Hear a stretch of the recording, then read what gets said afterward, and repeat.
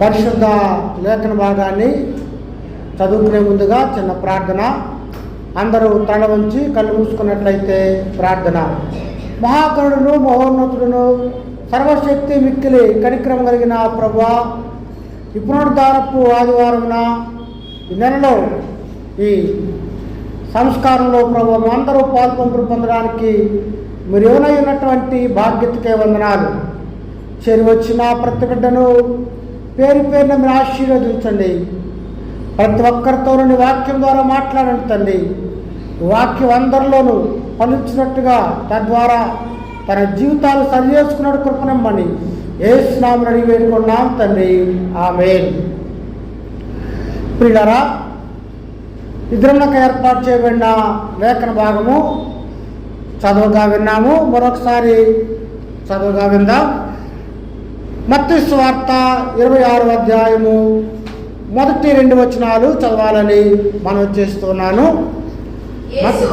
యేసు ఈ మాటలన్నీ చెప్పి చాలించిన తరువాత జరిగినదేమనగా ఆయన తన శిష్యులను చూచి 2 దినములైన పిమ్మట పస్కా పండగ వచ్చుననియు అప్పుడు మనుష్య కుమారుడు సిలువ వేయబొట్టకై అప్పగింపబడిననియు మీకు తెలియనని చెప్పెను. ప్రభువును రక్షకుడైన యేసుక్రీస్తు శుభనామంలో మీ అందరికీ నా వందనాలు తెలియజేస్తున్నాను. ఇట్టి తరుణంకై దేవాది దేవునికి అనిండు కృతజ్ఞతలు తెలియజేస్తూ ఉన్నాను. ప్రియులారా, యేసు ప్రభు ఆయన 26వ అధ్యాయం వరకు అనేకమైనటువంటి బోధలు చేశాడు. బోధల ద్వారా ఆయన అనేక జీవితాలను ఒప్పింప చేసినటువంటి వారుగా ఉన్నాడు. బోధల ద్వారా విద్యావంతులుగా జ్ఞానవంతులుగా వారిని చేశాడు. అంతేకాకుండా అద్భుతాల ద్వారా అనేకులు ఆయన్ను ఒప్పుకున్నారు, ఆయన యందు విశ్వాసం ఉంచారు. యేసు బోధలు ఆయన కార్యాలు ఈ 26వ అధ్యాయంతో ముగిసిపోయినాయి. ఇక ఆయన విమోచన చేయాలని ఆయన రక్తం ద్వారా వారిని పరలోక వారసులుగా దైవరాజ్యానికి చేర్చేటువంటి వారిగా వారి నిమిత్తమై ఆయన రక్తము కార్చవలసి ఉంది. అందువల్ల బైబిల్లో ఈ మొదటి 2 వచనాల్లో మనం చూస్తూ ఉన్నాం. ఆయన ఈ మాటలని చెప్పి చాలించిన తర్వాత ఈ 25 అధ్యాయాలు వారికి అనేకమైనటువంటి దైవరాజ్య విషయాలను ఉపమానాల ద్వారా, క్రియల ద్వారా, అద్భుతాల ద్వారా, ఆశ్చర్య కార్యాల ద్వారా ఆయన ఎందుకు వచ్చాడో, ఏమై ఉన్నాడని చెప్పాడు. ఆయన మాటలు మాత్రమే కాదు కానీ ఇక ఆయన శిలువ మరణము పొందకపోతున్నాడని ఈ విషయాన్ని తెలియచేస్తూ ఉన్నాడు. అందుకే ప్రియ దేవుని బిడ్డలారా, ఆయన మరణాన్ని గురించి కూడా ఆయన అనేకమైన విషయాలు ముందు చెప్పాడు. ఇంకనూ ఆయన అప్పగించబడబోతున్నానని, అన్యజనులు అనగా రోమీలకు అప్పగించబడబోతున్నానని ఆయన చెప్పినటువంటి వారుగా ఉన్నాడు. యేసు ప్రభు బోధలన్నీ కూడా ఆ ప్రధాన యాజకులకు, పరిసయ్యులకు, సద్దుకాయులకు అందరికీ ఎంతో బాధ కలిగించినాయి. ఆ బాధ ఇక వారు వెళ్ళగక్కేటువంటి సమయం వచ్చింది. అనగా యేసు ప్రభువును ఆయనను చంపడానికి సమయము వచ్చినటువంటిది. ఆ విషయాన్ని వారు మాయోపాయాలు చేస్తా ఉన్నారు. 3వ వచనం చదువుదాము. ఆ సమయమున ప్రధాన యాజకులను, ప్రజల పెద్దలను, కయపాను ప్రధాన యాజకుని మందిరములోనికి కూడి వచ్చి యేసును మాయోపాయం చేత పట్టుకొని చంపవల్లని ఏక ఆలోచన చేసి, అయితే ప్రజలు అల్లరి కలుగుతున్నట్లు పండగలో వద్దని చెప్పి క్రీస్తు ప్రియులారా, యేసు ప్రభు మీద కుట్రలు ఇక చివరికి వచ్చేసింది. బైబిల్ చెప్తుంది కదా, ప్రధాన యాజకులు మందిరములో కూడి ఏం చేస్తున్నారు? ఆ కోర్టులో, అది జూయిష్ కోర్టు, అది సుప్రీం కోర్టు, అందులో న్యాయం చేసేటువంటి వారు ఏది న్యాయమో ఏది మంచో చేసినటువంటి వాళ్ళు ఏం చేస్తారంటే మందిరము లోపలే ప్రధాన యాజకులే, ఉన్నతమైనటువంటి వారే, అన్ని తెలిసిన వారు ఏం చేయాలా? మేలు చేయాలా, కీడు చేయాలా? ప్రజలకు మేలు చేయాలా? మరి ఈయన ప్రధాన యాజకులు అయ్యండి మేలు చేస్తున్నారా, కుట్రలు చేస్తున్నారా? కుట్రలు ఎందుకు కుట్ర? యేసు ప్రభు దేవాది దేవుని మీద ఆయన ఈ లోకానికి ప్రజలు రక్షించడానికి వస్తే ఈ కయప్ప ప్రభు మీద కుట్ర చేస్తా ఉన్నాడు, ఎలాగ చంపుదామని. కుట్రల చేత కయప్ప యేసు ప్రభువును అప్పగించాడు మరణానికి, శిలువ మరణానికి. ఈ కుట్ర చేత అప్పగించినటువంటి కయప్ప ఏమయ్యాడంటే, సిరియా గవర్నర్ విటేలియన్ చక్రవర్తి తర్వాత 2 సంవత్సరాల తర్వాత ఆయన పదవిలో నుంచి పీకిపడతాడు ఈ కయప్పని. ఎందుకు? ప్రభు మీద కుట్ర చేశాడు. ఏ కొలత కొలిస్తే ఆ కొలతే. తర్వాత ఈ కయప్ప అవమానాన్ని భరించలేక ఇంతకాలం ప్రధాన యాజకుడిగా ఆ మందిరములో గొప్పగా తిరిగినటువంటి ఆయన సడన్గా పీకేసేసరికి ఆయన ఆత్మహత్య చేసుకుని చనిపోయాడు. కనుక మాయోపాయాలు, కుట్రలు, కుతంత్రాలు ఇవన్నీ క్రీస్తు 35వ సంవత్సరంలో ఆయన అవమానాన్ని భరించలేక కయప్ప ఆత్మహత్య చేసుకుని చనిపోయినటువంటి వాడుగా ఉన్నాడు. క్రీస్తునందు ప్రియ దేవులారా, ఈ విధంగా యేసు ప్రభు మీద ఎవరైతే కుట్ర పన్నారో వారందరూ కూడా వారి కేకలే గెలిచిన యూదులందరూ సిలువేయుడు అంటే హిట్లర్ చేత కొన్ని లక్షల మంది యూదులు వచ్చే సంపన్న వాళ్ళందరూ కూడా చనిపోయినటువంటి వారుగా మనం చూస్తా ఉన్నాం. అనేక మంది యూదా జాతి లక్షల్లో మరణించినటువంటి వారుగా ఆ శాపాన్ని వారు అనుభవించినట్టుగా మనము చూస్తా ఉన్నాం. కనుక ప్రియులారా, 26వ అధ్యాయంలో యేసు ప్రభు బేతనియాల అభిషేకం, యోధా చేత అప్పగించబడటం, పస్కాలో ఆయన విందులో పాల్పొనడం, గెత్సేమనేటువంటి తోటలో ప్రార్థన చేయటము, యేసు ప్రభు అన్ని జనుల చేత అరెస్ట్ చేయబడటము, అంతేకాకుండా పేతురు బొంకటం, ఇవన్నీ అధ్యాయంలో మనము చూస్తూ ఉంటాం. క్రీస్తునందు ప్రియులారా, యెరూషలేములో సమాజంలో ఉండి ఆయన బేతనియాకి వెళ్తాడు. ఎందుకంటే సాయంకాలం 2 రోజులు ఉంది, మళ్ళా యెరూషలేముకు రావాలా. యేసు ప్రభు యెరూషలేములో ఉంటే ప్రమాదం, అందుకని ఆయన మరలా బేతనియా అనేటువంటి ఆ గ్రామానికి, సమీప గ్రామం యెరూషలేముకు, అక్కడికి వెళితే యేసు ప్రభు సేఫ్గా ఆయన ఉంటాడు కనుక ఆ బేతనియాకు యేసు ప్రభు వెళ్ళాడు.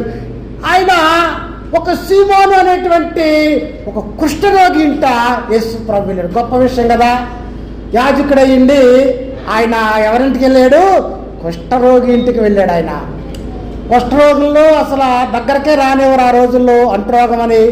అలాంటి వ్యక్తుల దగ్గర కూడా, సమాజం తోసివేయబడినటువంటి వారి దగ్గరకు యేసు ప్రభువు ఆ సీమోను ఇంటికి వెళ్ళినటువంటి వారుగా మనము చూస్తా ఉన్నాం. 7వ వచనంలో యేసు బేతనీలో కుష్ఠరోగి అయిన సీమోను ఇంట ఉన్నప్పుడు ఒక్క స్త్రీ మిక్కిలి విలువగల అత్తరు బుడ్డి తీసుకొని ఆయన యొద్దకు వచ్చి ఆయన భోజనమున కూర్చుండగా దానిని ఆయన తల మీద పోసెను. శిష్యులు చూచి కోపపడి, ఈ నష్టం ఎందుకు? దీనిని గొప్ప వెలకు అమ్మి పేదల గొర్రెలకి వచ్చినాయి అని క్రీస్తునందు ప్రియులారా, యేసు ప్రభు యొద్దకు ఒక స్త్రీ వచ్చిందని మత్తయి రాశాడు. లూకాసు వార్తలో కూడా ఈ విషయం ఉంటుంది. అక్కడ మరియా అని రాయబడింది. ఎవరు ఈ మరియా? యోహాను సువార్తలో కూడా 11వ అధ్యాయంలో మనం చూస్తాం. మరియా, మార్తా, లాజరు అనేటువంటి ఈ ముగ్గురు కూడా సోదరులై ఉన్నారు. యేసు ప్రభు లాజరును మృతుల్లో నుండి లేపాడు. వాస్తవికంగా ఈ అత్తరు ఈమె లాజరుకు భూస్థాపన నిమిత్తమై ఆ అభిషేకం చేయడానికి సిద్ధపడినటువంటిదిగా కొన్ని వ్యాఖ్యానకర్తలు చెప్తా ఉంటారు. అంతేకాకుండా ఈ మరియా వివాహం కాలేదని, అత్తరు దేని కొరకంటే స్త్రీలు తమ వివాహ నిమిత్తమై అత్తర్ను ఏర్పాటు చేసుకుని ఉంటారు. అంతేకాకుండా యూదులో అయినటువంటి ఆ స్త్రీలు వివాహం కాకముందు ఆ అత్తరు సీసాలను వారి మెడలో ధరించేటువంటి వారుగా ఉంటారు. ఎప్పుడైతే వాళ్ళు చూస్తారో, ఓహో ఈమెకి వివాహం కాలేదేమో అనుకుంటారు. అలాంటి అత్తరును ఎంతో ప్రాముఖ్యంగా వివాహం ఘనంగా ఎంచుకున్నటువంటి ప్రతి ఒక్కరూ ఆ యొక్క ప్రాముఖ్యమైనటువంటి అత్తరును ఆమె ఏం చేసిందంటే యేసు ప్రభు తల మీద పోసింది.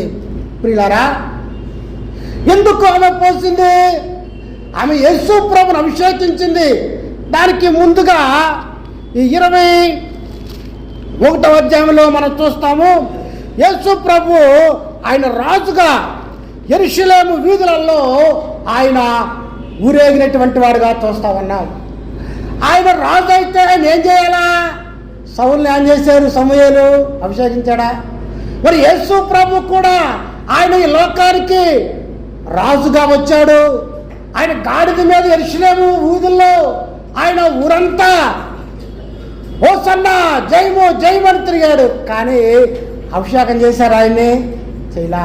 చూసారా? ఈ మరియా యేసు ప్రభువును నువ్వు రాజువు, అభిషేకానికి అర్హుడువు. రాజు అయితే ఆయనకి ఏముంటుంది? అమ్మా ఏముంటుంది? రాజ్యం ఉంటుంది. నీకు రాజ్యం ఉంది, ఆ రాజ్యంలో నువ్వు రాజు అయి ఉన్నావని ఈ స్త్రీ మరియా యేసు ప్రభునకు ఆమె అభిషేకము చేసినటువంటిదిగా ఉన్నది. క్రీస్తునందు ప్రియా దేవులారా, కానీ శిష్యులు అంటారు కదా 9వ వచనంలో, దీనిని గొప్ప వెలకమ్మి పేదలకిచ్చుట ఇచ్చినాయని. ఆ 10వ వచనంలో యేసు ఆ సంగతి తెలుసుకొని ఈ స్త్రీ నా విషయమై ఒక మంచి కార్యము చేసెను. ఈమెను మీరు ఎలా తొందర పెట్టుచున్నారు? క్రీస్తునందు ప్రియులారా, ప్రభు అంటున్నాడు ఈమె మంచి కార్యం చేసింది, మంచి పని చేసింది. ఈమె ప్రేమను చూపించింది, భక్తిని చూపించింది, యేసు ప్రభుకు అభిషేకాన్ని చేసింది. క్రీస్తునందు ప్రియ దేవులారా, వృధా కాదు. కానీ ప్రభు అంటున్నాడు ఈమె మంచి పని చేసింది. అత్తరును ఎవరికి ఇచ్చింది? ఆమె ప్రభువునకు ఇచ్చినటువంటిదిగా ఉంది. క్రీస్తునందు ప్రియ దేవులారా, చుట్టుపక్కల ఉన్న వారికి సువాస ఆనందాన్ని ఇచ్చిందేమో కానీ యేసు ప్రభుకు మాత్రము ఆమె అభిషేకం చేసినటువంటిదిగా ఉన్నదనేటువంటిది వాస్తవం. ఆమె ప్రభువును ఆ స్త్రీ రాజుగా చూస్తూ ఆయన్ను అభిషేకము చేసినటువంటిదిగా ఉంది. 12వ వచనంలో మనం చూస్తాం కదా, ఈమె ఈ అత్తరు నా శరీరము మీద పోసి నా భూస్థాపన నిమిత్తము దీనిని చేసెను. క్రీస్తునందు ప్రియులారా, యేసు ప్రభు ఆమెను ఎంతగానో అభినందించినటువంటి వాడుగా మనము చూస్తా ఉన్నాం. అంతేకాకుండా ఈమె తరతరాలకు ఆమె చేసిన మంచి క్రియ, మంచి పని. ప్రభు అన్నాడు ఎక్కడైతే స్వార్థ ప్రకటించబడినో అక్కడ ఈమె చేసిన ఆమె జ్ఞాపకార్థముగా ప్రశ్నించబడినని మీతో ఆమెను అభిషేకం చేయడం, ప్రభు కొరకు పని చేయడం, ఆమె జ్ఞాపకార్థంగా ఇప్పటికి కూడా ఆ స్త్రీ చేసినటువంటి కార్యాన్ని మనము జ్ఞాపకం చేసుకున్నాం. ప్రియులారా, బైబిల్ చెప్తుంది కదా, ప్రభువునందు ప్రయాస వ్యర్థం కాదని. ఆమె ప్రభు యొక్క విశ్వాసాన్ని, భక్తిని, దేవుని యొక్క ప్రేమను అలాగా చూపించినటువంటిదిగా మనం చూస్తాం. మనకున్న ప్రేమ, భక్తి, విశ్వాసము తన వివాహం కంటే ఆమె ఎవరిని ప్రేమించింది? దేవుణ్ణి ప్రేమించింది.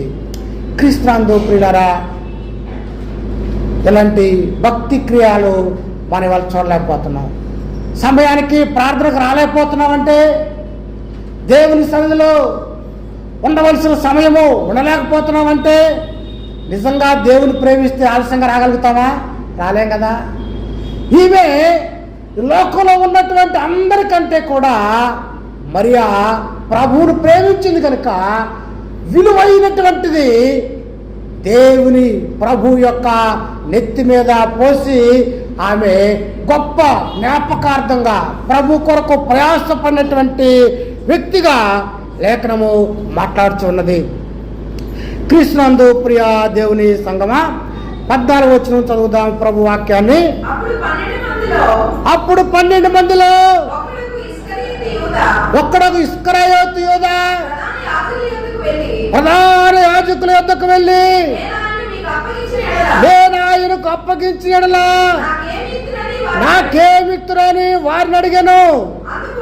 అందుకు వారు 30 వెండి నాణెములు తూచి వారికిచ్చిరి. వాడక్కడి నుండి వాడు అప్పగించుటకు తగిన సమయము కనిపెట్టుచుండెను. క్రీస్తునందు ప్రియ దేవునిలారా, యూదా చాలా ప్రాముఖ్యమైన వ్యక్తి శిష్యుల్లో. ఆ డబ్బు సంచి ట్రెజరర్గా ఉన్నాడు. డబ్బు ఆయన దగ్గర ఉండేసరికి ఆ డబ్బు మీద ప్రేమ ఎక్కువైపోయింది. ఆయన ఎంతగా డబ్బు మీద ప్రేమ పెరిగిందంటే, యేసు ప్రభు కంటే దేన్ని ఎక్కువగా ప్రేమిస్తున్నాడు? ఆయన డబ్బును ప్రేమిస్తున్నాడు. ఆఖరికి తన గురువు గారైనటువంటి యేసు ప్రభువును అప్పగించేటువంటి స్థితిగా ఆయన డబ్బు మీద కాంక్షలు పెంచుకున్నటువంటి వాడుగా మనము చూస్తూ ఉన్నాం. యేసు ప్రభువును పోయినా బాధ లేదు, కానీ ఆయనకు ఏం కావాలా? డబ్బు కావాలా, డబ్బు కావాలా. క్రీస్తునందు ప్రియులారా, ఆయన ప్రభు కంటే డబ్బే ముఖ్యంగా కనబడతా ఉంది. యేసు ప్రభువును ఎంత కమ్మాడంటే, ఆయన 30 వెండి నాణ్యాలకు ప్రభువు నమ్మాడు. బైబిల్లో పాత నిబంధనలో 2 చోట్ల ఉంటుంది కదా, ఆ 30 వెండి నాణ్యాలు ఒక బానిస విలువ. ఎంత నీచంగా చేసేసాడో, డబ్బు ఎంత నీచంగా చేస్తుందో మనిషిని. యేసు ప్రభువును ఎలా చూస్తున్నాడంటే, ఒక బానిస కంటే ఏనంగా చూస్తున్నాడు. ఆయన ఇప్పుడు వరకు ఆయనతోనే ఉన్నాడు, వేల మందిని ప్రభు పోషించాడు. అంతేకాకుండా అప్పుడే యోహాను సువార్తలో చూస్తూ ఉంటాం, 13వ అధ్యాయంలో ఆయన పాదాలు కడిగాడు. ఆయన అంత ఘనత పొంది కూడా ప్రభు కూడా ఆయన ఎంతగానో ప్రేమించాడు. డబ్బు సంచే చేతికిచ్చాడంటే ఎంతగా ప్రేమించాడు కదా. ఆయనే పంగనామాలు పెడుతున్నాడు ఇక్కడ. నిజంగానే కొంతమందిని ఎక్కువగా ఎట్లా ప్రేమిస్తామో వాళ్ళే పెడతారు, వాళ్ళే ఇబ్బంది పెడతారు. యేసు ప్రభు కూడా యోధా కిరియోత్ అనేటువంటి ప్రాంతం నుంచి వస్తాడు. ఈయన ఒక్కడ ఇంకెవరు లేరు. మిగతా పేతురు, యోహానులంతా గలిలయ ప్రాంతంలో నుంచి ప్రభు ఏర్పాటు చేసుకున్నాడు. ఈయన ఒక ప్రత్యేకమైనటువంటి ప్రాంతంలో నుండి ప్రభు దగ్గరకు వస్తాడు. ఏమిలుండా ఆయన జీవితంలో మాత్రము మార్పు రాలేదు. పాదాలు కడిగినా పైపైన కడిగించుకున్నాడు, పైపైన, కానీ ఆయనలో మార్పు లేదు. యేసు ప్రభువుని అప్పగించాడు. అంత మాత్రమే కాకుండా ఒక మాట రాయబడుతుంది ఆ 30, వాడప్పటి నుండి ఆయన అప్పగించుటకు తగు సమయము వెతుకుతున్నాడు. మరొక చోట కదా, ఆయన అద్దరికి వెళ్ళిపోయాడు అని. అద్దరికి వెళ్ళడం అంటే ఏంటి? వేరే దగ్గర దూరం వెళ్ళిపోయాడు. ఆయన యేసు ప్రభుతో పాటే ఉన్నాడు, కానీ ఆయన దూరంగానే ఉన్నాడు. ప్రభుకు అన్నీ తెలుసు. అయినను ప్రియులారా, ప్రభువును 30 ఒక బానిసలాగా, అంతకంటే హీనంగా డబ్బు కొరకై ప్రధాన యాజకులకు యేసు ప్రభువుని అమ్మినటువంటి వాడుగా మనము చూస్తా ఉన్నాం. క్రీస్తునందు ప్రియులారా, అమ్మేడు అని సుఖపడ్డా? బైబిల్ భాగంలో నాకు చెప్పిన కయప్ప గురించి మాయోపు చేత అప్పగించాడు, ఆయనే సూసైడ్ చేసుకుని చచ్చిపోయాడు. ఈయన కూడా ఉరి పెట్టుకుని చనిపోయాడు. సుఖపడినట్టుగా ఏమి లేదు బైబిల్లో. క్రీస్తునందు ప్రియ దేవులారా, అలాగా యోధ అంటే అర్థం ఏంటంటే ఏంటి? స్తుతి, మహిమ, దేవునికి మహిమ తీసుకురావాల్సి ఈయన యేసు ప్రభును మాయోపాయంగా అప్పగించినటువంటి వాడిగా మనం చూస్తా ఉన్నాము. 17వ వచనంలో, పులియని రొట్టెల పండగలో మొదటి దినమందు శిష్యులు యేసు వద్దకు వచ్చి పస్కాను భుజించుటకు మేము నీ కొరకు ఎక్కడ సిద్ధపరచ కోరుచున్నామని అడిగిరి. అందుకైనా మీరు పట్టణమందున్న ఫలానా మనుషుని వద్దకు వెళ్ళి నా కాలము సమీపమై ఉన్నది, నా శిష్యులతో కూడా నీ ఇంట పస్కాను ఆచరించవల్లని బోధకుడు చెప్తున్నాడని అతనితో చెప్పాను. చూసారా ప్రియులారా, పులియని రొట్టెల పండుగల మొదటి దినమున శిష్యులు యేసు వద్దకు వచ్చి అడుగుతారు, పస్కాను మనం భుజించాలా? పస్కా దేని గుర్తుగా ఉంది? అది విమోచన గుర్తుగా ఉంది. విమోచన ఉత్సవములకు సంకేతంగా ఉంది. 430 ఏళ్ళు దేవుని బిడ్డలైనటువంటి ఇశ్రాయేలీలు బానిసత్వంలో ఉండి బయటకు వస్తే మోషే ద్వారా ఆ విషయాన్ని యేసు ప్రభు కూడా ఆ యోధా కుటుంబంలో పుట్టినటువంటి వాడు కనుక ఆయన ఆ విమోచన దినాన్ని ఆయన జ్ఞాపకం చేసుకుని దాన్ని ఆచరించేటువంటి వాడుగా ఎక్కడ ఆచరిద్దాము అనే విషయాన్ని ప్రభువు అడగగా ఆయన సమస్తాన్ని సిద్ధపరిచినటువంటి వాడుగా ఉన్నాడు. క్రీస్తునందు ప్రియ దేవులారా, ఆ యేసు ప్రభు పస్కాను అనుసరించినటువంటి వాడుగా ఆ 18వ కింద భాగంలో యేసు తమకు ఆజ్ఞాపించిన ప్రకారము శిష్యులు చేసి పస్కాను సిద్ధపరచని. చూసారా, వాళ్ళు చెప్పిన దాన్ని అనగా ప్రభువు చెప్పింది శిష్యులు చేశారు, వారు పస్కాను అనుసరించారు. ఇలా మన జీవితంలో కూడా మరియ తల్లి చెప్తుంది యోహాను సువార్త 2వ అధ్యాయంలో, ఆయన మీతో చెప్పునది చేయుడి. చూసారా, శిష్యులు ఆయన చెప్పింది పస్కాను సిద్ధపరచమన్నారు, ఆయన సిద్ధపరిచాడు. ఆ విందులో ఆయన పాలు పంపులు పొందారు. ఆ విందు ఏమిటంటే వారి యొక్క విమోచన దినానికి గుర్తుగా, విమోచన కార్యానికి గుర్తుగా వారు చేసినటువంటిదిగా మనము చూస్తా ఉన్నాము. 21వ సాయంకాలం అయినప్పుడు ఆయన 12 మంది శిష్యులతో కూడా భోజనమున కూర్చుండెను. వారు భోజనము చేయుచుండగా ఆయన మీలో ఒకడు నన్ను అప్పగించునని మీతో నిశ్చయముగా చెప్పుచున్నాను నేను. అందుకు వారు బహు దుఃఖపడి ప్రతివాడును ప్రభువా నేనా అని అడగగా ఆయన నాతో కూడా పాత్రలో చేయి ముంచిన వాడెవడు?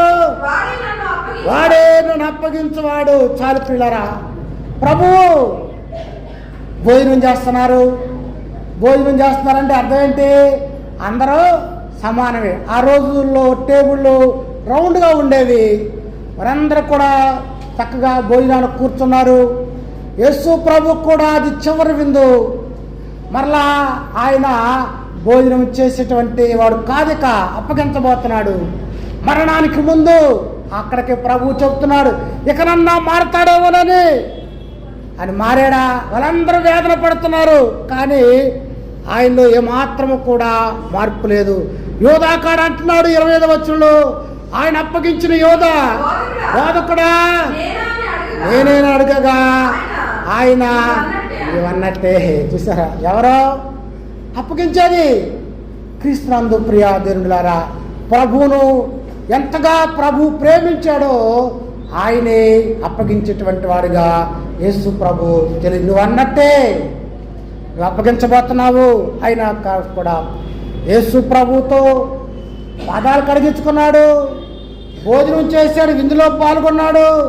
తర్వాత అక్కడి నుండి వెళ్ళిపోయినటువంటి వాడుగా మనము చూస్తూ ఉన్నాం. క్రీస్తునందు ప్రియులారా, యేసు ప్రభువును ఆయన కపటంగా వెంబడించినటువంటి వారుగా మనము చూస్తూ ఉన్నటువంటి వారుగా ఉన్నాం. 26వ వచనం లేఖనంలో సెలవిస్తా ఉన్నది, వారు భోజనం చేయించుండగా యేసు ఒక రొట్టె పట్టుకొని దాన్ని ఆశీర్వదించి విరిచి తన శిష్యులకిచ్చి, మీరు తీసుకొని తినుడి, ఇది నా శరీరం అని చెప్పాను. ప్రియులారా, వారు పస్కా పండగకు గుర్తుగా వారు భోజనం చేస్తున్నారు. తరుణంలో ఆయన ఒక రొట్టె పట్టుకున్నాడు. రొట్టె అనేటువంటిది దేనికి జ్ఞాపకంగా ఉందంటే, నాడు ఇశ్రాయేలీయులు ఐగుప్తులో అనేక శ్రమలు అనుభవించినటువంటి ఆ శ్రమలు గుర్తుగా ఉంది పస్కా భోజనానికి. ఆ రొట్టెను వారు తింటూ ఉన్నారు. అది పస్కా భోజనంగా. క్రీస్తునందు ప్రియులారా, అందులో చేదును కలుపుకొని పస్కాలో వారు తిన్నారు. చేదు అంటే చేదు అనుభవం. ఐగుప్తుల వారి జీవితాలు ఎలాగున్నాయంటే బానిసత్వంలో చేదు అనుభవంగా ఉండాలకు. అందువల్ల పస్కాలో వాళ్ళు చేదును కలుపుకొని తిన్నటువంటి వారుగా మనం చూస్తున్నాం. ప్రియులారా, ఆ బానిస బ్రతుకులో నుండి ఒక దేశంగా వాళ్ళు అవతరించారు. పస్కాను వారు ఎందుకు అనుసరిస్తున్నారంటే, ఒకప్పుడు చేదు జీవితము, ఒకప్పుడు అలాంటి జీవితంలో నుండి ఒక దేశంగా వాళ్ళు అవతరిస్తూ గొప్ప పౌరులుగా వృద్ధి చెందారు కనుక ఇక్కడ యేసు ప్రభు రొట్టె కూడా వారు ఎందుకు తింటున్నారంటే, వీరు ఒక నూతనమైనటువంటి వ్యక్తులుగా కీర్తిదిద్దబడబోతున్నారు. దీన్ని చేయనప్పుడల్లా నన్ను జ్ఞాపకం చేసుకోండి, ఇది చేసినటువంటి వారు నిత్య జీవానికి వారసులు అవుతారు. అంటే అర్థం ఏంటి? ఈ రొట్టె ఎవరైతే తింటారో, ఈ రొట్టెను తిన్నటువంటి వారు నూతన పౌరులుగా తీర్చబడతారు. అక్కడ పస్కాను తిన్నారు, ఆచరించారు. అదొక ఆనందకరంగా కానాను దేశంలో ఒక నూతన పౌరులుగా, ఒక దేశంగా వారు ఏర్పడబోతున్నారు. ఇప్పుడు యేసు ప్రభు యొక్క శిష్యులు కూడా ఈ యేసు ప్రభు శిష్యులు రొట్టె విరిచి ఇచ్చి, వీరు ఒక నూతనమైనటువంటి వ్యక్తులుగా, మీరు నూతన ఆ యొక్క యెరూషలేము గుర్తుగా ఉన్న, పరలోకాలు గుర్తు ఉన్నటువంటి ఆ దేశ పౌరులు మీరు కాబోతున్నారు. కనుక తినువాడు నిత్య జీవము కలవాడు. క్రీస్తునందు ప్రియులారా, ప్రభు యొక్క శరీరంలో పాలు పంపులు పొందేటువంటి మీరు అంచె దినాన వారిని నేను లేపుతాను. అంటే మీరు నిత్య జీవానికి ఒక నూతన వ్యక్తులుగా నేను మిమ్మల్ని చేయబోతున్నాడు. అందుకే బైబిల్ అంటుంది, క్రీస్తు యేసునందున్న వారు ఆ నూతన సృష్టిగా మార్చబడబోతున్నారు. పాతను గతించను, సమస్తమును నూతనమాయను. ప్రియులారా, ప్రభు యొక్క శరీరంలో పాలు పంపులు పొందుతున్నావు అంటే అర్థం ఏంటంటే, you are a new creation. ఒక నూతన వ్యక్తిగా ప్రభు మాట్లాడుతున్నాడు. ఈ రొట్టె దాన్ని ఆశీర్వదించి వారికి ఇచ్చి, దీన్ని తీసుకొని తినడి, ఇది నా శరీరము. ప్రభు శరీరంలో పాలు పొందేటువంటి వారు ఎవరో తెలుసా? ఒక నూతనమైనటువంటి రూపాంతరము చెందినటువంటి వారుగా, నూతన వ్యక్తిగా. పాతవి గతించిన, పాత క్రియలు, పాత జీవితము మార్పు చెంది ఒక నూతనమైనటువంటి వ్యక్తిగా నువ్వు రూపాంతరము చెందాలని యేసు ప్రభు ఆశీర్వదించి ఆ రొట్టెను ఇచ్చినటువంటి వారుగా ఉన్నాడు. ప్రియులారా, అలాంటి వారంగా మనం మార్పు చెంది ఉన్నావా? ఆచారంగా, సాంప్రదాయకంగా నాకు తెలిసిందేగా ఇది రొట్టె కంటే అందులో ఏ మార్పు లేదు. కానీ ప్రభు అంటున్నాడు, ఇది నా శరీరము. వారు పస్కాకి తిని నూతన దేశానికి వెళ్ళినట్టుగా నా శరీరం తిన్నటువంటి వారు ఒక నూతన రాజ్యానికి పరలోక పౌరులు అవుతారని ప్రభువు మాట్లాడుతూ ఉన్నాడు. కింద వచ్చిన చదువుదాము 27. మరియు ఆయన గిన్నె పట్టుకుని కృతజ్ఞతాస్తులు చెల్లించి వారికిచ్చి, దీనిలోని మీరు అందరూ త్రాగుడి, ఇది నా రక్తము, అనగా పాప క్షమాపణ నిమిత్తము అనేకుల కొరకు చిందించబడుతున్న నిబంధన రక్తము. నా తండ్రి రాజ్యంలో మీతో కూడా నేను ఈ ద్రాక్షారసము కొత్తగా త్రాగు దినము వరకు ఇకను దాన్ని త్రాగనని మీతో చెప్పుచున్నాను నేను. అంతటా వారు కీర్తనలు పాడి ఒలీవల కొండకు వెళ్ళి, చాలా పిల్లల బైబిల్ చెబుతుంది, నా తండ్రి రాజ్యం మీతో కూడా ద్రాక్షారసము క్రొత్తదిగా త్రాగు వరకు. ఆయన తండ్రి రాజు ద్రాక్షారసం తాగుతాడా? ఆయన ఏమో తాగుతాడా? ఆయన శరీరంతో ఉన్నాడా పరలోకంలో? మనం అందరం అక్కడ ఎవరము వీఆర్ సోల్స్, మనం ఆత్మలో. మన ఆత్మలో తాగుతాయా? తాగో. కానీ మనందరం అక్కడ పాలు పంపులు పొందబోతున్నాం. ప్రభు అంటున్నాడు, ఇది నా నిబంధన రక్తం. పాత నిబంధనలో ప్రభు వాగ్దానం చేశాడు, నూతనమైనటువంటి నిబంధన ఇస్తానని. ఆ నూతన నిబంధన యేసు ప్రభు యొక్క శరీరము, రక్తము. ఆ నూతన నిబంధన ద్వారా మనల్ని నిత్యరాజ్య వారసులుగా చేసినటువంటి వాడు ఉన్నాడని మనము జ్ఞాపకం చేసుకోవాలి. ప్రియులారా, ఆ నిబంధన అంటే ఒక చదువుకుని ముగిస్తాము. 31 ఇర్మియా గ్రంథము 31-34 చదువుదాం. ముగిస్తున్నాను, సమయం అయిపోయింది కదా. ఇర్మియా గ్రంథము, నేను వారికి దేవుడినయుందును, వారు నాకు జనులగుదురు, వారు మరెన్నడను యెహోవాను గూర్చి అని తన పొరుగు వారికి కానీ తమ సహోదరులకు కానీ ఉపదేశము చేయరు. నేను వారి దోషములను క్షమించి వారి పాపములను ఇక ఎన్నడూ జ్ఞాపకం చేసుకొనక, కనుక అల్పులేమి గనులేమి అందరు నన్ను ఎరుగుదురు. ఇదే యెహోవా వాక్కు. చూసారా ఏంటి ఆ నిబంధన? ఆ నిబంధన ఏమిటంటే, నేను వారి దోషములు క్షమించి వారి పాపములోనికి ఎన్నడూ జ్ఞాపకము. That is the covenant. Yesu శరీరంలో, రక్తంలో పాలు పంపులు పొందుతున్నాము. ఆయన ఇచ్చేటువంటి నిబంధన ఏమిటంటే, I never remembering your sin. మీ పాపములోనికి ఎన్నడూ జ్ఞాపకం చేసుకొను. కనుక ప్రియులారా, ఈ శరీర రక్తంలో ఎవరు పాలు పంపులు పొందుతున్నారంటే, ఆయన చేత కడగబడినటువంటి వారు, పరిశుద్ధులు. యేసుక్రీస్తు రక్తం చేత మనందరినీ కూడా ఆయన పరిశుద్ధులుగా చేసి ఉన్నాడు.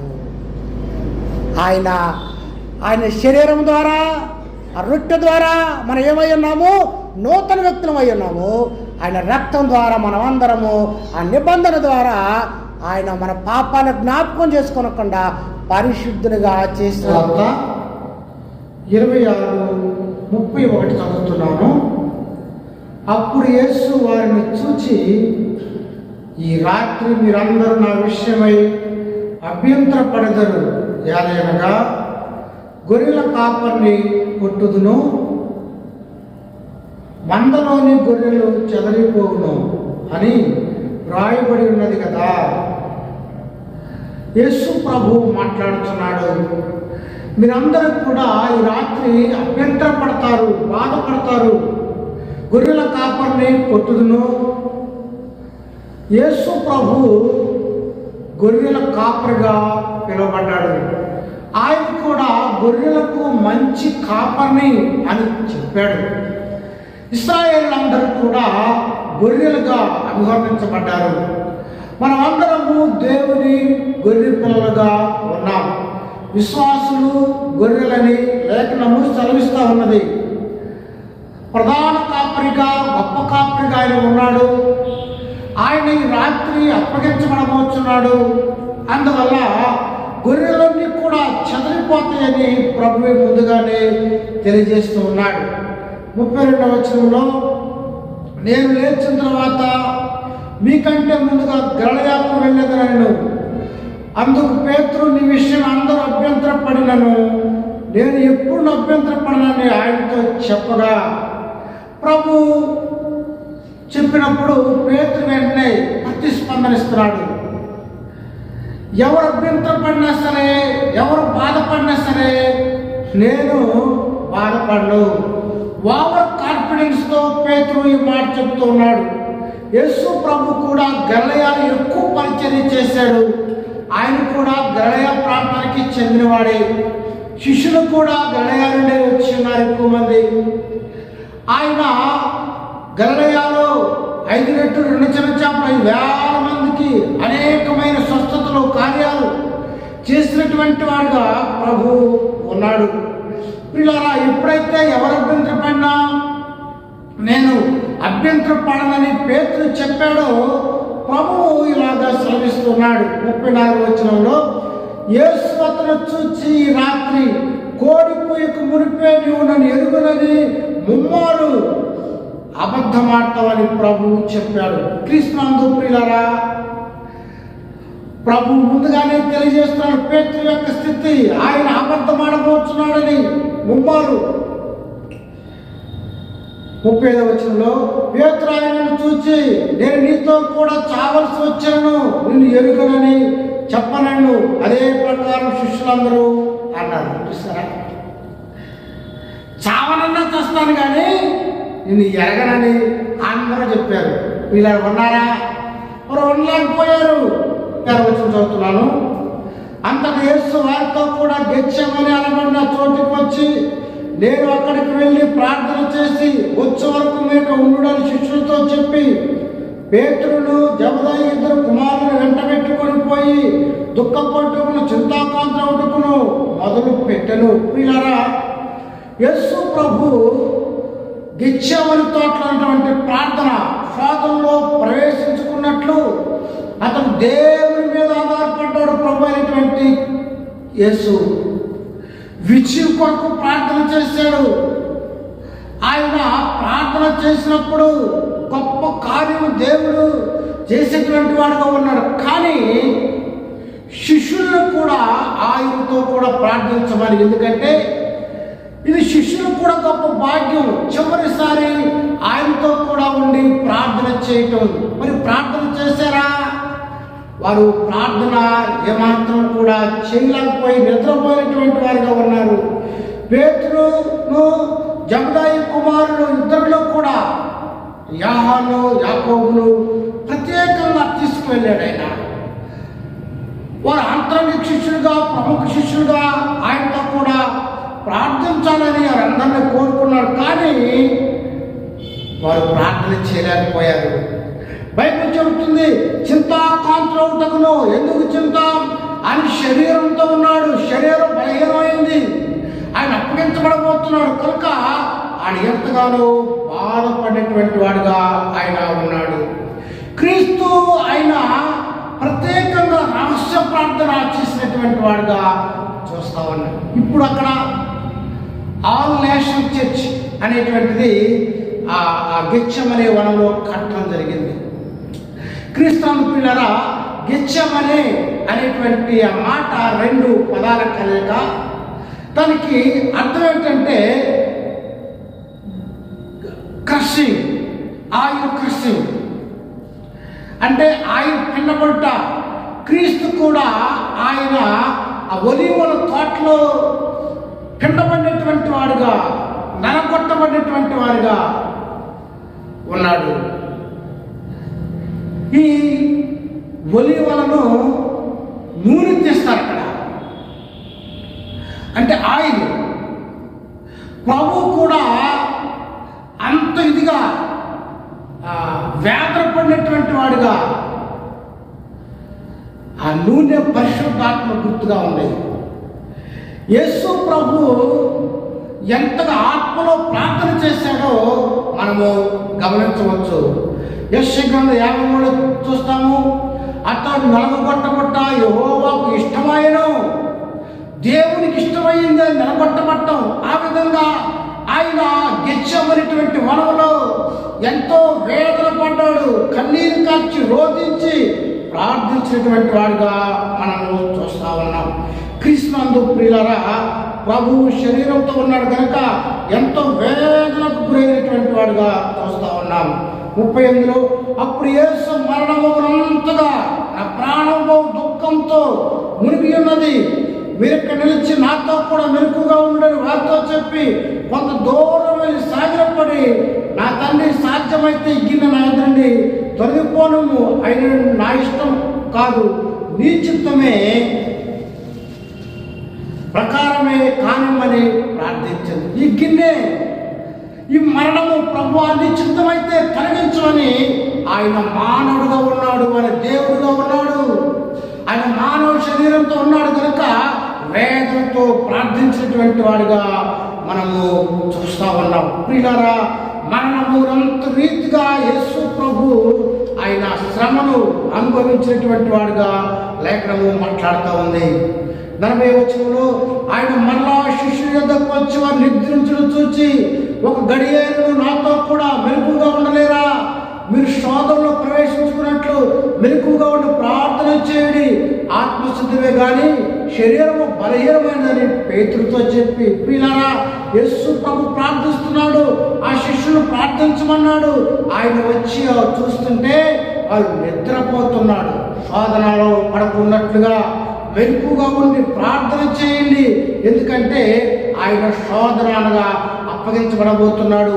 తండ్రి చేయగలడు, ప్రార్థనతో అన్ని సాధ్యమే కనుక ప్రార్థన చేయమంటే వారు శరీరము బలహీనమైంది కనుక వారు శరీరానికి లొంగినటువంటి వారుగా మనము చూస్తూ ఉన్నాం.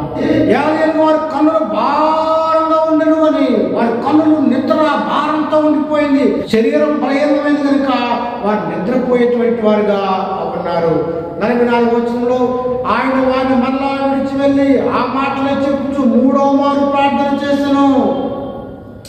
క్రీస్తునందు ప్రియాదులారా, ఆయన ముమ్మారు ప్రయత్నం చేశాడు వారు ప్రార్థించాలని, కానీ వారు నిద్రపోయినటువంటి వారుగా ఉన్నారు. 46వ వచనంలో లెండి వెలుగో నన్ను అప్పగించు వారు సమీపించున్నారని వారితో చెప్పాను.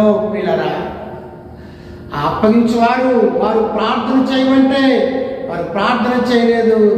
యేసు ప్రభు ఒక్కడే రహస్య ప్రార్థన చేశాడు, కానీ ఆ పట్టుకునేటువంటి వారు రానే వచ్చి ఉన్నారు. 47వ వచనంలో ఆయన ఇంకను మాట్లాడుతుండగా 12 మందితో అక్కడ యోధా వచ్చెను.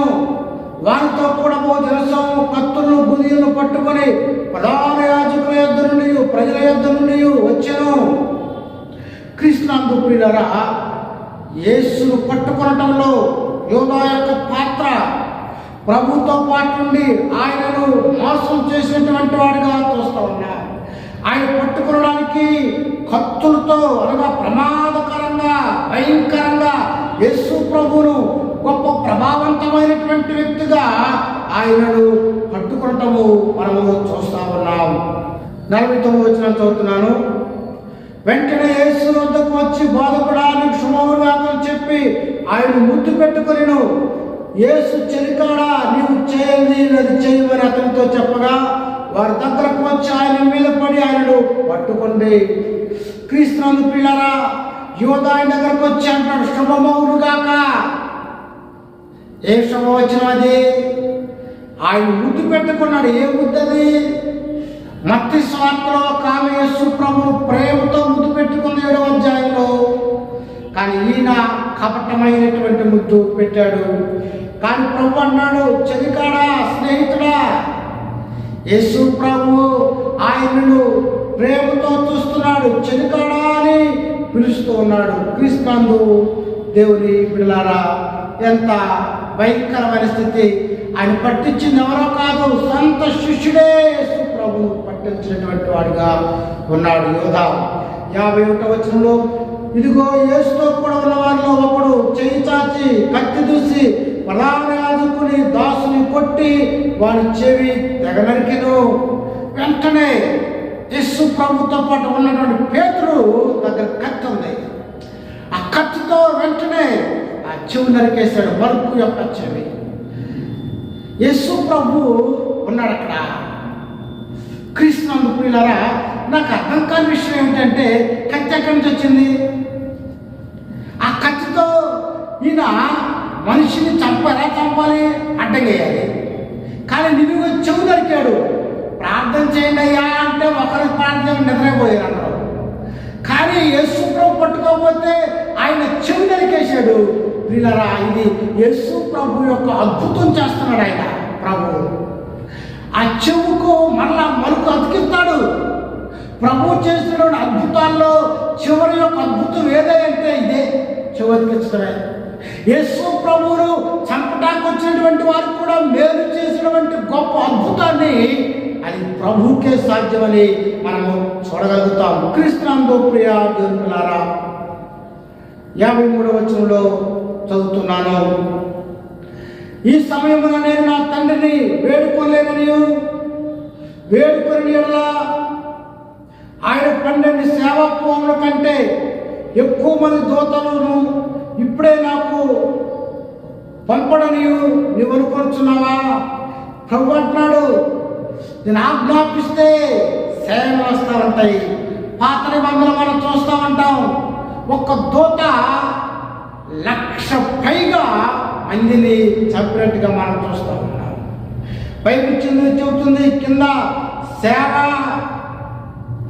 సేనాపూముల కంటే ఎక్కువ దూతలను ఇప్పుడే నాకు పంపునని కింద వ్యూహం ఒకటికి 60,000 దూతలు ఆయన దగ్గరికి వస్తాయి. పాత నిబంధనలు 1,00,000 పైగా ఒక దూత చంపింది అంటే ప్రభు ఆజ్ఞాపిస్తే ఏదైనా చేయగలడు. కానీ ఆయన ఎవరు చంపరు, కానీ ఆయనే అప్పగించుకున్నటువంటి వాడుగా మనము చూస్తూ ఉన్నాం. క్రీస్తునందు ప్రియ దేవులారా, 54వ వచనంలో నేను వేడుకొని ఎలాగూ జరగవలను, లేఖనంలాగూ నెరవేరని అతనితో చెప్పెను. 55వ వచనంలో ఆ గడియలోని యేసు జనసమూహం చూచి బందిపోటు దొంగ మీదకి వచ్చినట్టు కత్తులతో గుదిలతోనూ నన్ను పట్టుకొని వెళ్తురా? నేను అడిగినప్పుడు దేవాలయంలో కూర్చుని బోధించినప్పుడు మీరు నన్ను పట్టుకొనలేదు. అయితే ప్రవక్తల లేఖనం నెరవేరినట్లుగా అంతే జరిగిందని చెప్పాను. అప్పుడు శిష్యులందరూ ఆయన విడిచి పారిపోయి. ప్రియాదులారా, శిష్యులందరూ చెప్పారు, ఎవరు అభ్యంతరం పడినా సరే మేము ఉంటామన్నారు. పేతురు ఎవరు విడిచినా సరే ఉంటానన్నారు. కానీ ఎప్పుడైతే తమ గురువును పట్టుకున్నారో శిష్యులందరూ కూడా విడిచిపెట్టి వెళ్ళిపోయారు. అంతేకాదు, యేసు ప్రభువును కొన్ని వేల మంది వెంబడించాడు. వారందరినీ పోషించాడు. కన్నులు ఇచ్చాడు, కాళ్ళు ఇచ్చాడు, ఎన్నో అద్భుతాలు చేశారు. మేలు పొందిన వారు ఒక్కడ కూడా అందరూ వెళ్ళిపోయారు. ఆఖరికి తన ఆంతరంగిక శిష్యులు కూడా అక్కడ లేరు. చూసారా? క్రీస్తునందు ప్రియ దేవులారా, ప్రభువు ఎన్నో కార్యాలు చేశాడు, కానీ ఆయన వెంట ఇప్పుడు ఎవరు కూడా లేని ఒంటరి వాడైపోయాడు. మన జీవితంలో కూడా అన్నీ బాగున్నప్పుడు అందరూ ఉంటారు. మన పరిస్థితులు బాగపోతే ఒంటరివారు అయిపోతాం. కానీ ఎవరిని చేయి విడిచినా ప్రభు మాత్రం విడిచేవాడు కాదు. నేను అనాథుడుగా విడమని చెప్పాడు ప్రభు. ఇక్కడ ఒంటరివాడైపోయినటువంటి వాడుగా మనం చూడగలుగుతున్నాం. 57వ వచనంలో 57 నుండి 68 వరకు యేసు ప్రభు యొక్క విచారణ మనం చూస్తూ ఉంటాం. 57 చదువుతున్నాను. యేసును పట్టుకున్న వారు ప్రధాన యాజకుడైన కయప యొద్దకు ఆయనను తీసుకుని పోగా అక్కడ శాస్త్రులను పెద్దలను కూడి ఉండిరి. పేతురు ప్రధాన యాజకుని ఇంట ముంగిట వరకు ఆయన దూరంగా నుండి వెంబడించి లోపలికి పోయి దీని అంతం ఏమోగులో చూడవల్లని బొడ్రోతులతో కూడా కూర్చుండెను. ప్రధాన యాజకుడు కయప ఆ 71 మంది జూయిష్ కోర్టులో అనగా సన్హెద్రిన్ సభలో ఉంటారు. వారందరూ కూడా తీర్పరులుగా ఉన్నారని లేఖనము సెలవిస్తా ఉన్నది. అందరూ విడిచిపెట్టారు, కానీ దూరంగా ఉండి పేతురు వెంబడిస్తూ ఆయన బంట్రోలతో కూడా కూర్చున్నటువంటి వాడుగా ఉన్నాడు. 50వ వచనంలో అబద్ధ సాక్షి అనేకులు వచ్చినను సాక్ష్యమేమీ దొరకలేదు. తొదకు 2 మనుషులు వచ్చి వీడు దేవాలయం పడగొట్టి 3 దినములలో దాన్ని కట్టగలనని చెప్పినది. ప్రధాన యాజకులు లేచి, నీవు ఉత్తరమేమి చెప్పవా?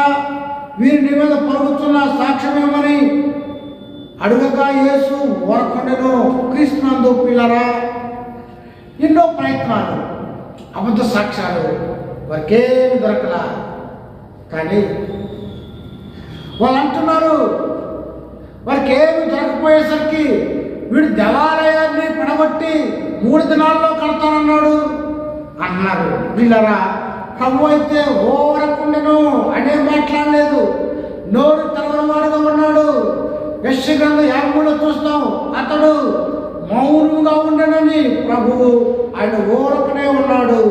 63లో అందు ప్రధాన యాజకుడు ఆయన చూసి, నీవు దేవుని కుమారుడు అయిన క్రీస్తు అయితే ఆ మాట మాతో చెప్పని జీవం గల దేవుని తోడని నీకు ఆనబెడుతున్నాను. అందుకు యేసు, నీవు అన్నట్టే క్రీస్తును పిల్లరా, నువ్వు క్రీస్తువా ప్రభు, నువ్వు అన్నట్టే ఒప్పుకుంటున్నాడు. అభిషక్తుడు మెస్సయ్యగా ఈ లోకానికి వచ్చి అనేక అద్భుతాలు ఆశ్చర్య కార్యాలు చేసినటువంటి మెస్సయ్యగా ఆయన ఉన్నటువంటి వాడు. అందుకని క్రీస్తు అంటే నువ్వు అన్నట్టే అంటున్నాడు. పేరు చదువుతున్నాను. ప్రధాన యాజకుడు తన వస్త్రం చింపుకొని వీడు దేవదోషణ చేశాను, మనకి సాక్ష్యంతో పని ఏమి? ఇదిగో ఈ దోషణ మీరు ఇప్పుడు విన్నారు. క్రీస్తునందు ప్రియా దేవులారా, ప్రధాన యాజకుడు వస్త్రాలు చింపుకొని చేయొచ్చా? ప్రధాన యాజకుడు చేయకూడదు కదా. ఏదో తప్పు జరిగిపోయినట్టుగా ఆయన మీద తప్పుడు ఆరోపణలు చేస్తూ, అంతేకాకుండా రోమీలకు మరణశిక్ష విధించాలంటే 80 రూల్స్ ఉంటాయి. అది రాత్రిపూట తీర్పు తీర్చకూడదు. మరి యేసు ప్రభువుకు రాత్రి తీర్పు తీర్చారు. అంతేకాదు, ప్రధాన యాజకుడు డైరెక్ట్గా ప్రశ్నించకూడదు, నువ్వు క్రీస్తువా అని. కానీ ఏమనాలి? ఈ ప్రాబ్లం ఏంటో చెప్పమనాలి. మరి ఈయన ఏం చేస్తున్నాడు? డైరెక్ట్లీ క్వశ్చన్ టు జీసస్, యేసు ప్రభు ప్రశ్న అడుగుతున్నాడు. ఇటు అన్ని విషయాల్లో కూడా ఆ చట్ట విరుద్ధమైనటువంటి విషయాలను మనము చూస్తా ఉన్నాము. వారికి ఎలాంటి సాక్ష్యాలు దొరకలేదు, కానీ వారందరూ కూడా ఏకీపించి అన్యాయంగా ఆయన దేవదోషణ చేశాడని మరణశిక్ష విధించినటువంటి వారిగా మనము చూస్తూ ఉన్నాం. కొందరు ఆయనను అరచేతితో కొట్టి, క్రీస్తు నిన్ను కొట్టినవాడేవాడు ప్రవచింపమనేది ఆయన కొడుతున్నారు, ఆయన గుద్దుతున్నారు, ముఖం మీద ఉమ్మేస్తున్నారు, రకరకాలుగా యేసు ప్రభువును అన్యాయంగా చిత్రహింసలో పెడుతున్నాడు. బైబిల్ చెప్తుంది, ఆయన అన్యాయం ఏమీ కూడా చేసిన వాడు కాదు, కానీ క్రీస్తు అన్యాయంగా శిక్షించబడుతున్నటువంటి వాడుగా చూస్తూ ఉన్నాం. 69వ వచనం నుండి 75వ వచనం కూడా యేసు ప్రభు నువ్వు పేతురు ఎరగనని అబద్ధం ఆడినటువంటి వాడుగా మనము చూస్తూ ఉన్నాం. 69వ చదువుతున్నాను.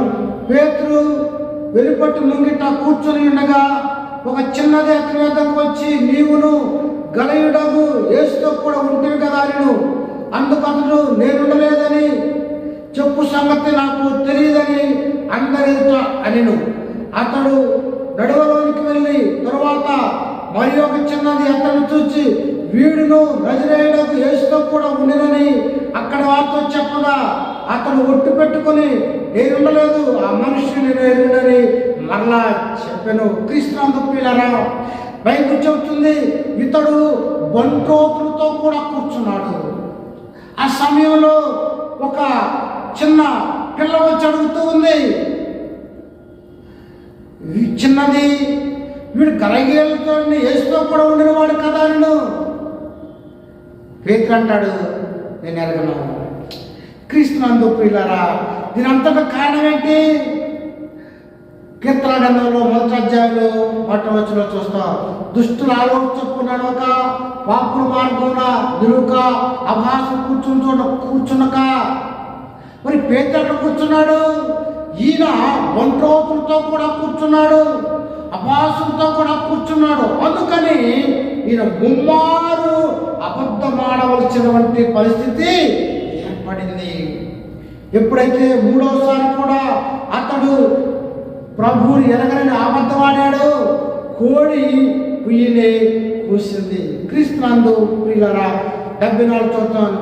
అందుకు అతడు ఆ మనుషుని నెరగని చెప్పి చెప్పించుకొనుచు ఒట్టు పెట్టుకొనుట మొదలు పెట్టను. వెంటనే కోడి కూసెను. చూసారా, ప్రభువు చెప్పాడు ముమ్మారు అబద్ధం ఆడతామని.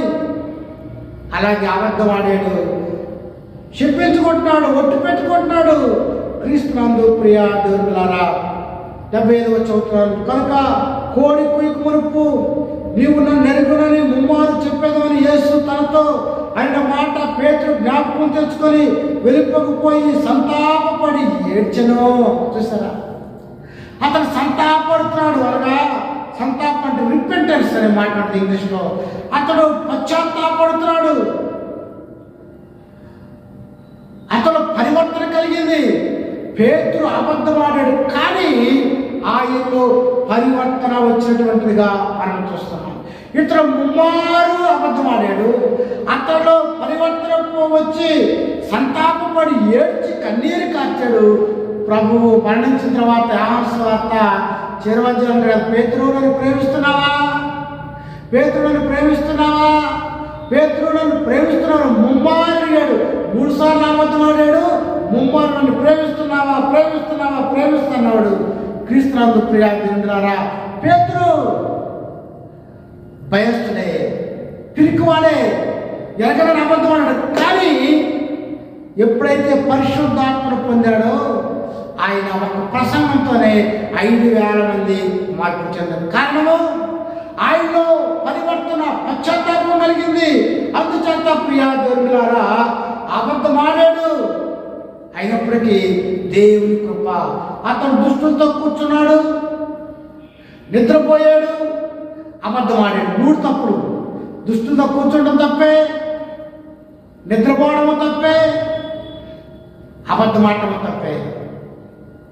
అంతేకాకుండా ముమ్మారు అబద్ధం ఆడాడు పేతురు. ప్రభువు 3 సార్లు ప్రేమిస్తున్నామని చెప్పాడు. క్రీస్తునందు ప్రియా దేవులారా, మన జీవితంలో కూడా ఎలాంటి అబద్ధాలు లేనటువంటి క్రైస్తవ జీవితము జీవించాలి. ఆర్ఎన్కే మూర్తి గారని చనిపోయాడు, ఆయన ఒక మాట అన్నాడు, క్రైస్తవులు అబద్ధాలు నిజము చెప్పాలని. ఎలా అంటారు మరి? పేతురు అయితే అబద్ధమాడి ప్రభుకు దూరమైనటువంటి వాడిగా మనం చూస్తూ ఉన్నాం. క్రీస్తునందు ప్రియులారా, ఈ అధ్యాయంలో క్రీస్తు ప్రభు యొక్క త్యాగాన్ని చూస్తున్నాం, శ్రమలను చూస్తున్నాం, యోధా ద్రోహాన్ని చూస్తున్నాం, పేతురు బలహీనతను చూస్తున్నాం. ఆయన మరణాన్ని తిరిగి లేచేటువంటి వాడిగా, గొప్ప దేవుడిగా, ఆయన వెంబడించే వారికి విజయాన్ని ఇచ్చేటువంటి ప్రభుగా ఉన్నాడు. దేవుడి మాటలు దీవించుగా ఆమెను ప్రార్థన చేసుకుందాం. తడవచ్చండి. మహాగరుడు, మహోన్నతులను, సర్వశక్తి మిక్కిలి కనికరం కలిగిన ప్రభువా, నీ మాటలు వినుచున్న ప్రతి ఒక్కరిలో కూడా గొప్ప కార్యాలు చేయండి తండ్రి. ఎవరైతే వాక్యాలు విన్నారో వారి హృదయంలో వాక్యం ఫలింపచేయమని, తద్వారా జీవించడానికి, మారు మనసు పొందడానికి, రక్షణ పొందడానికి, నిత్య మహిమలోకి వారసులుగా చేసి మహిమ పొందమని యేసు దివ్యనామములో వేడుకున్నాం తండ్రి. ఆమేన్. తండ్రి అయిన దేవుని ప్రేమ, కుమారుడు యేసుక్రీస్తు కృప, పరిశుద్ధాత్మ సహవాసము సదాకాలం తోడైంది. కాచి కాపాడుగాక. ఆమేన్. God bless you.